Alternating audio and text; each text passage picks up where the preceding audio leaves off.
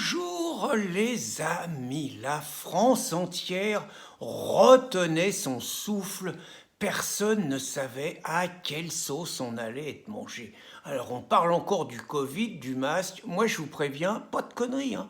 Moi j'arrête de plaisanter avec ça.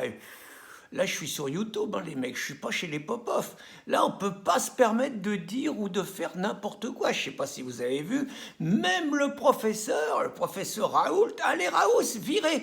Il a raconté sûrement des conneries, en tout cas, c'était pas conforme à l'éthique de YouTube, viré.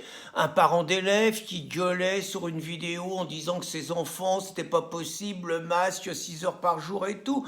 Allez, viré. Donc moi, je vous préviens, j'allume pas Castex, j'allume personne, je me la joue conciliant, j'ai pas envie d'être viré par YouTube, hein.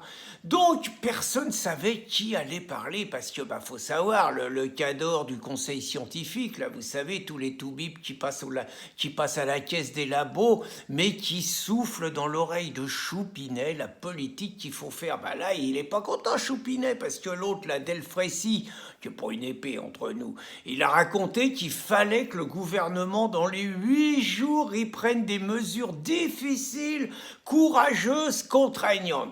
Choupinet il est pas content quoi. Delfrécy il est là pour donner des conseils, il est pas là pour être le premier ministre bis. Mais résultat, comme ils avaient dit dans les 8 jours, ils nous annonçaient aujourd'hui ça devait d'abord être Véran. Puis après, on nous a dit Choupinet. Et finalement, ça a été Super Castex, celui que les mauvaises langues appellent le masqueur fou. Alors Super Castex, il n'était pas masqueur. Il n'est pas idiot comme Choupinet.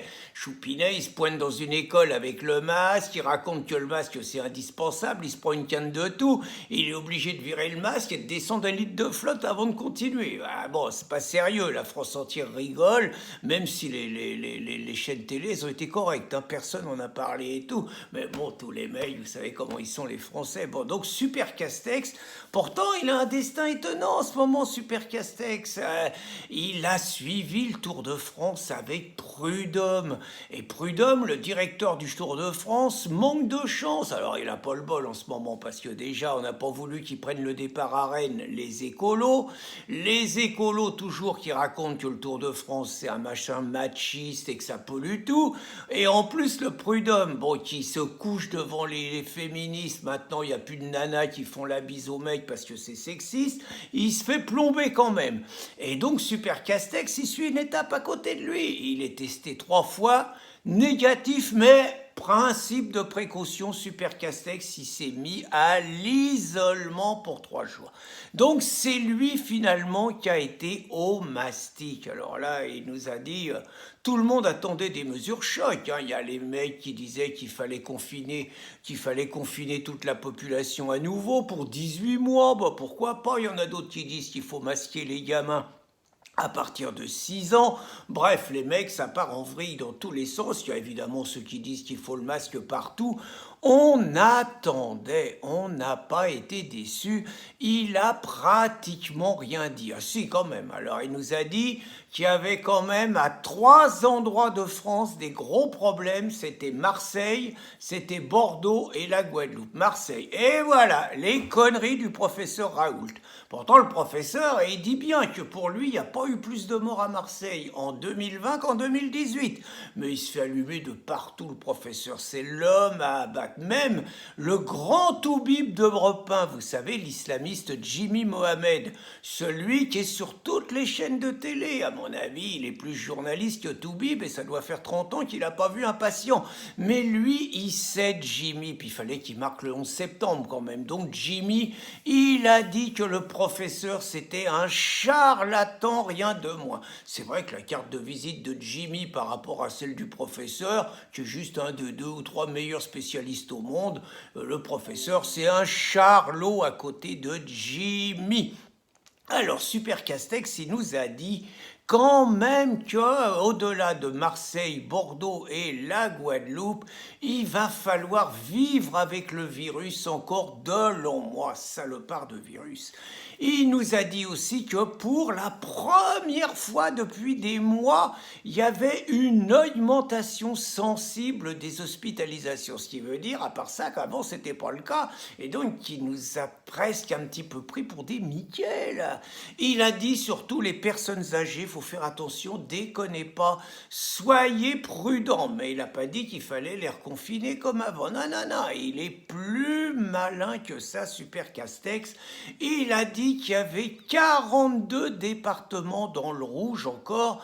Il n'empêche que la situation est grave, mais que le temps où les mecs qui sont positifs seront isolés, c'est plus que 7 jours au lieu de 14 jours. Là, je comprends pas, hein, mais bon, tant mieux pour les mecs, hein, mais en gros, plus c'est grave, moins les mecs ils sont isolés longtemps. Moi, je suis pas un grand spécialiste.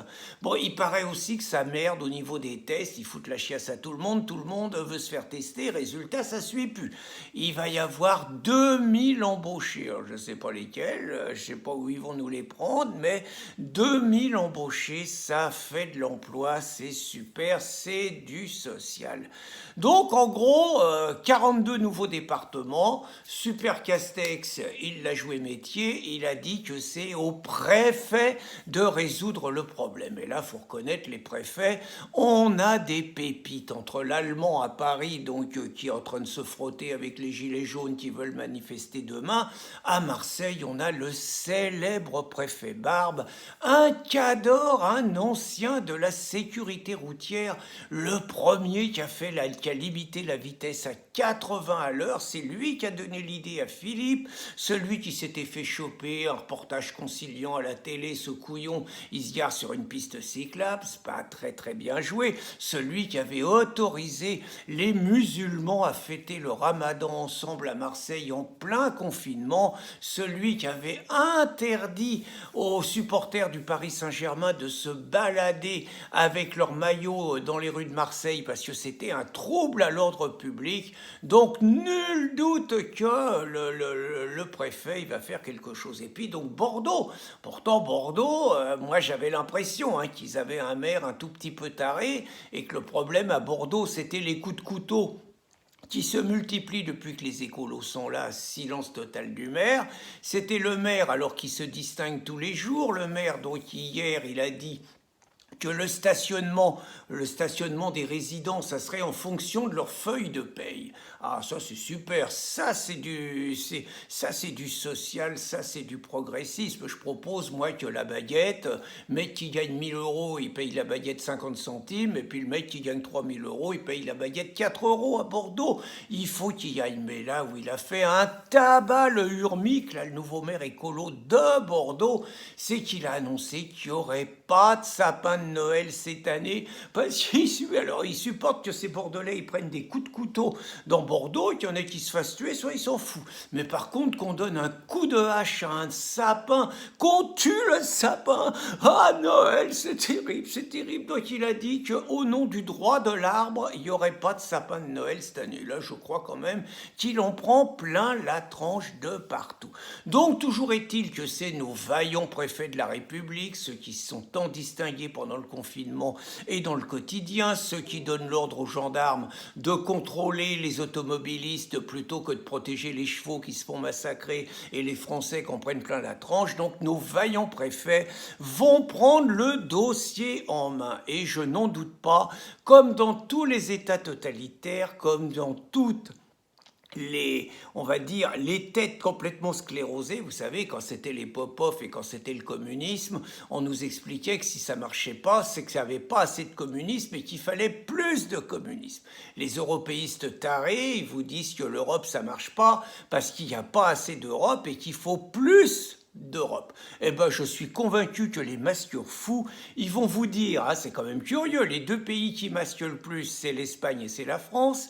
Résultat, c'est en Espagne et c'est en France qu'il y a le plus de cas. Des gens normaux traduiraient ça en disant que le masque, ça va pas et qu'il faut changer son fusil d'épaule.